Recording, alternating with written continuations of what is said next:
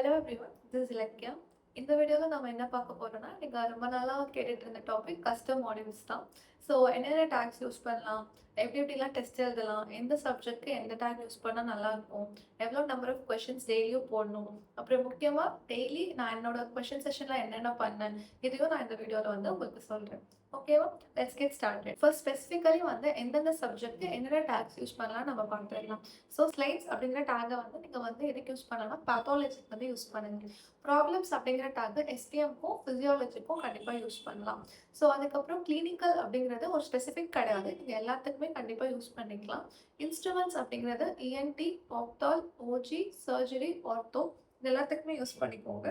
Recent updates அப்படிங்கிறது வந்துட்டு mostly ionic concentrated தான், நீட்க்கு கண்டிப்பாக அவ்வளோ தேவைப்படாது. So top 500 ranks, top 200 ranks எடுக்கணும் அப்படின்னு நினைக்கிறவங்க மட்டும் ரீசன்ட் அப்டேட்ஸில் கான்சென்ட்ரேட் பண்ணுங்கள். மற்றபடி ட்ரக் ஆஃப் சாய்ஸ், கான்ட்ரவர்சியல் அதெல்லாம் கண்டிப்பாக நீங்கள் யூஸ் பண்ணணும்னு கிடையாது. பேசிக்காக அதை யூஸ் பண்ணிங்கன்னா போதும். கண்டிப்பாக ஆனால் எல்லாரும் யூஸ் பண்ண வேண்டிய டேக் வந்து ரீசன்ட் நீட்டும் ஐஎன்ஐயும் தான். இது கண்டிப்பாக நீங்கள் ரீசன்ட் நீட்டும் எம்ஸ்டாவும் எல்லாரும் டெஃபினட்டாக யூஸ் பண்ணியே ஆகணும். இதெல்லாம் தான் ஸ்பெசிஃபிக்கான டேக்ஸ் நீங்கள் எதுக்கு யூஸ் பண்ணணும். இப்போ நம்ம வந்து எப்படி கஸ்டம் மாடியூல் போடலான்னு ஃபர்ஸ்ட் பார்க்கலாம். எப்பயுமே டிஃபிகல்ட்டி லெவல் எப்பயுமே ஆன்லைன் கொடுத்துருங்க. நம்பர் ஆஃப் கொஷின்ஸ் வந்து 10லேருந்து 100 வரைக்கும் இருக்கும். உங்களுக்கு என்ன தேவையோ சூஸ் பண்ணுங்க. மோஸ்ட்லி நீங்கள் என்ன பண்ணுங்கன்னா ஹை நம்பர் சூஸ் பண்ண ட்ரை பண்ணுங்க. பிகாஸ் நம்மளுக்கு டெய்லி லிமிட் வந்து 20 தான், மந்த்லி லிமிட் வந்து 300 தான். ஸோ சின்ன சின்னதாக கொஷின் செஷன் போட்டு எக்ஸ்ப்ளாய்ட் பண்ணிடாதீங்க. கொஞ்சம் காஷனோட எடுத்துக்கோங்க. என்னென்ன சப்ஜெக்ட்ஸ் வேணுமோ அதை இன்க்ளூட் பண்ணிக்கோங்க. நம்ம என்ன ஆல்ரெடி சொல்லியாச்சு என்ன டேக்ஸ் எதுக்கு யூஸ் பண்ணணும்னு சொல்லிட்டு அந்த டேக்ஸை வந்து நீங்கள் இன்க்ளூட் பண்ணிக்கோங்க. இது வந்து மோஸ்ட்லி எக்ஸாம் நோட் போட்டு தான் நீங்கள் வந்து அந்த எக்ஸாமை எழுதணும். ஓகேவா? இதுதான் வந்து ஒரு பேசிக்காக எப்படி நம்ம வந்து கஸ்டம் மாடியூல் போடணும் அப்படிங்கிறதுக்கான ஓவர்வியூ. எல்லா சப்ஜெக்ட்டும் என்ன பண்ணாதீங்க அப்படின்னா வந்து ஒரே டைமில் போடாதீங்க, மிக்ஸ்டு பேக்காக போடாதீங்க. அப்படி போட்டிங்கன்னா என்ன ஆகும்னா, நீங்கள் 19 சப்ஜெக்ட்ஸ் தான் கொடுப்பீங்க, ஆனால் என்னைக்காச்சும் அது 19 தான் வந்திருக்கா, வராது. 10 வரும், 14 வரும், அதெல்லாம் சம்டைம்ஸ் தான் 6, 7 தான் வரும். ஸோ அதனால நீங்கள் மோஸ்ட்லி என்ன பண்ணுங்கன்னா சப்ஜெக்ட்ஸையும் போடுறது ஒரு பெட்டரான ஐடியா கிடையாது. ஸோ நான் என்ன பண்ணுவேன் அப்படின்னு பார்த்தீங்கன்னா வந்து ஃபர்ஸ்ட் ஒரு 1 டே வந்து ஃபர்ஸ்ட் இயர்க்காக அலாட் பண்ணிப்பேன். செகண்ட் டே செகண்ட் இயர்க்காக அலாட் பண்ணிப்போம். தேர்ட் டே என்ன பண்ணுவேன்னா எல்லா short subjects plus third year. அப்புறம் வந்து இந்த ஃபோர்த் டே வந்து ஃபைனல் இயர். ஃபைனல் இயருக்கு மெயினான 4 சப்ஜெக்ட்ஸ். இப்படி தான் வந்து நான் போடுவேன். அப்பதான் நம்ம என்ன பண்ண முடியும்னா 19 சப்ஜெக்ட்ஸ்ல இருக்க பிஒய்க்யூவே நம்மளால கவர் பண்ண முடியும். நீங்க வந்து அப்படி போடாம நான் எப்பயுமே மிக்ஸ்டு பேக்காவே தான் போடுவேன்னா you can't cover all your 19 subjects. So that is the truth. Okay, so அதனால வந்து நீங்க அப்படி போடாதீங்க. That's my concern. And then the next thing என்ன அப்படின்னு பார்த்தீங்கன்னா வந்து நீங்க வந்து எப்பயுமே ஆல் மட்டுமே போட்டு கொஸ்டின்ஸ் வந்து போடாதீங்க. சரியா? கண்டிப்பா நம்ம எல்லாரும் என்ன பண்ணியிருப்போம்னா, நமக்கு கஷ்டமான கொஸ்டின், டிஃபிகல்ட் கொஸ்டின்ஸ் இத திரும்ப பார்க்கணுமோ, அத என்ன பண்ணியிருப்போம்னு பார்த்தீங்கன்னா, புக் மார்க் கண்டிப்பா எல்லாரும் பண்ணி வச்சிருப்போம். கரெக்ட் தானே? நான் என்ன பண்ணிட்டு இருந்தேன் அப்படின்னு பார்த்தீங்கன்னா, நான் கொஸ்டின்ஸ் போட்டுட்டே இருந்தேன்.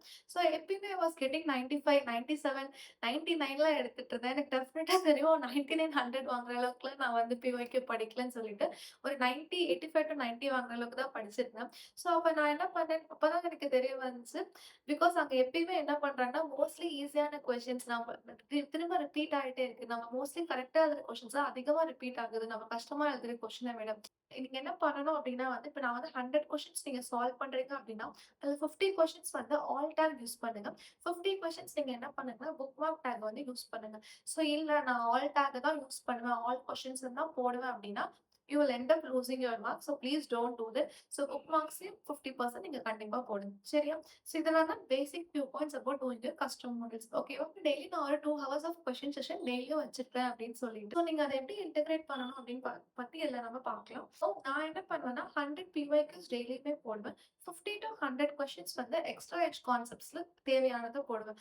ஸோ எக்ஸ்ட்ரா எட்ஜ்க்கு நான் என்ன பண்ணுவேன்னா சப்ஜெக்ட் டெஸ்ட், மினிட் டெஸ்ட் இல்லைனா வந்துட்டு கஸ்டம் மாடல்ஸ் இருக்க டேக்ஸ் வந்து யூஸ் பண்ணுவேன். சரியா? ஸோ எக்ஸ்ட்ரா எட்ஜுக்கு எது பெஸ்ட்ன்றத நம்ம நெக்ஸ்ட் வீடியோல பார்க்கலாம். எக்ஸ்ட்ரா எட்ஜ் போடுறது வந்து என்ன பண்ணுங்கன்னா எல்லா டாக்ஸும் எல்லா சப்ஜெக்ட்ஸும் இன்க்ளூட் பண்ணியே போட்டுக்கோங்க. எந்த பிரச்சனையும் இல்ல. இப்ப பிஒய்க்யூ எப்படி போடணும்னு நான் சொல்றேன். நீங்க என்ன பண்ணணும்னு கேட்டீங்கன்னா 100 கொஸ்டின்ஸ் போட போறீங்கன்னா, நான் இப்ப என்ன சொன்னேன், first day first year subject அப்படின்னா வந்துட்டு, அத வந்து போட்டுடுங்க. 50, 50 வந்து ஆல் யூஸ் டேக் யூஸ் பண்ணி போடுங்க.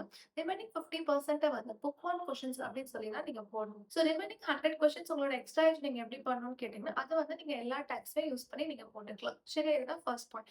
நெக்ஸ்ட் பாயிண்ட் வந்துட்டு யார் யாரு என்னென்ன டேக்ஸ் யூஸ் பண்ணணும் அப்படின்றது தான். ஓகேவா? ஏன்னா லெஸ் தென் 120 கரெக்ட்ஸ் தான் வாங்கிட்டு இருக்கேன். இன்னும் நான் ஃபர்ஸ்ட் ரீட கூட முடிக்கல. இன்னும் லாஸ்ட் 1 மந்த் ஆஃப் பிரிப்பரேஷன்ல இருக்கேன். அப்படிங்கிற டைம்ல உட்கார்ந்து எல்லா டாக்ஸையும் யூஸ் பண்ணி தயவு செஞ்சு போடாதீங்க. தட் இஸ் அ ராங் வே. ஓகேவா?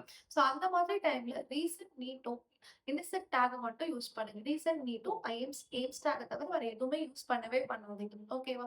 நான் 120 கரெக்ட்ஸ் மேல வாங்கிட்டு இருக்கேன். எனக்கு கொஞ்சம் எக்ஸ்ட்ரா ஏஜ் வந்து தேவைப்படுது.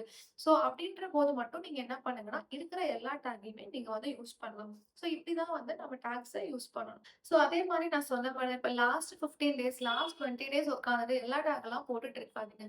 நீங்க மேக்ஸிமம் பிஒய்க்யூ கொஸ்டின்ஸ் போட்டாலே போதும். உட்கார்ந்து நீங்க மத்த டேக்லாம் தயவு செஞ்சு யூஸ் பண்ணாதீங்க. அதுக்கப்புறம் இன்னொரு முக்கியமான விஷயம் என்னன்னா, பிஒய்க்யூவ நம்ம படிக்கிறதுங்கிறது வேற.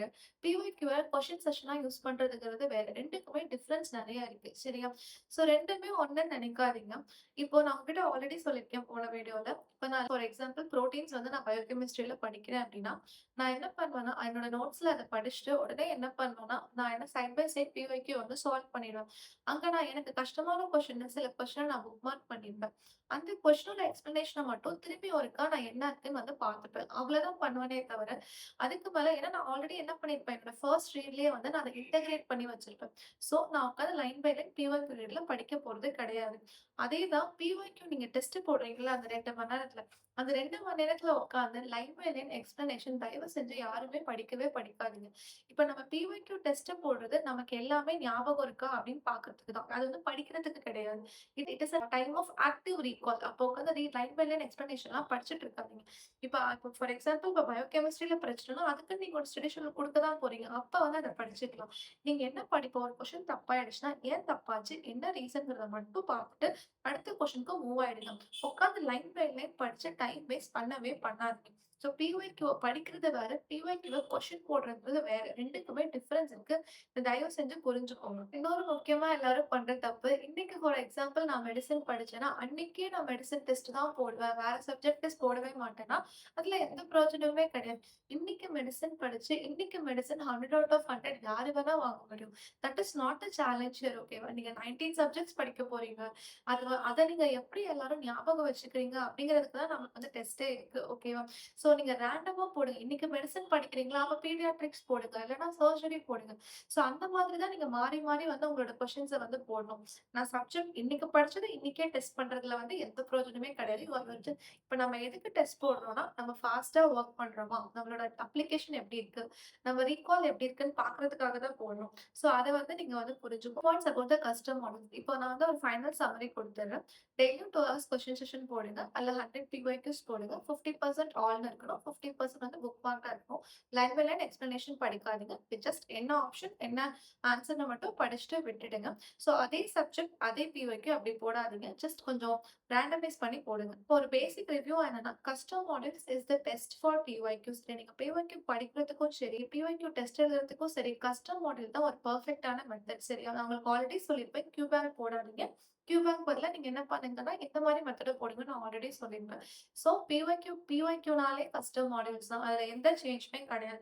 பட் ஆனா எக்ஸ்ட்ரா ஏஜ் படிக்கிறதுக்கு வந்து பிஒய்க்யூஸ் பெஸ்ட்டா? இல்ல வந்து subject test and mini test பெஸ்ட்டா? அப்படின்னு சொல்லிட்டு நான் உங்களுக்கு நெக்ஸ்ட் வீடியோல ப்ராப்பரா எக்ஸ்பிளைன் பண்றேன். நீங்களே உங்களுக்கு எது புடிச்சிருக்கோ அத நீங்க ஃபாலோ பண்ணிக்கலாம். ஓகேவா? ஸோ இதான் ஒரு basic review of the video. So நீங்க எல்லாரும் நல்லா ப்ரிப்பேர் பண்ணிட்டு இருப்பீங்கன்னு நான் நெனைக்கிறேன். ஸோ கண்டிப்பா இந்த 3 மந்த்ஸ் நீங்க நல்லா கண்டிப்பா ப்ரிப்பேர் பண்ணணும். உங்களுக்கு நெறைய பேருக்கு இப்போ நெறைய செல்ஃப் டவுட் வந்திருக்கும். ஸோ ஏர் ஏர் 1,00,000 வாங்கினவன் நானு. நான் குவாலிஃபை கூட ஆகல. நான்லாம் போயிட்டு இதுல ரீசென்ட்டா ரேங்க் எடுக்க முடியுமா? நான்லாம் இந்த எக்ஸாம குவாலிஃபை பண்ண முடியுமான்னு உங்களுக்கு நெறைய டவுட் வந்திருக்கும். இப்ப நீங்க பார்க்குற டாப் ரேங்கர்ஸ்ல எத்தனையோ பேரு தே வர் ஒன்ஸ் ஏர் 1,00,000, தே வர் ஒன்ஸ் ஏர் 50K, தே வர் ஒன்ஸ் ஏர் 5K. ஸோ இவங்க தான் இவங்க எல்லாருமே. So just the final win, the last win, the one win changed their identity. They're victorious. So அதேதான் உங்களுக்கு உங்களோட எல்லா ஃபெயிலியர்ஸும் மறைக்கிறதுக்கு you just need only one win, the final win. Just going to save who you are. ஓகேவா? So உங்க 100% கொடுங்க. Just trust the process. Work on it. Everything will fall into your hands. Just remember all great things always take time. Just remember it. I hope you guys have benefited by this video. Thank you for watching. Bye.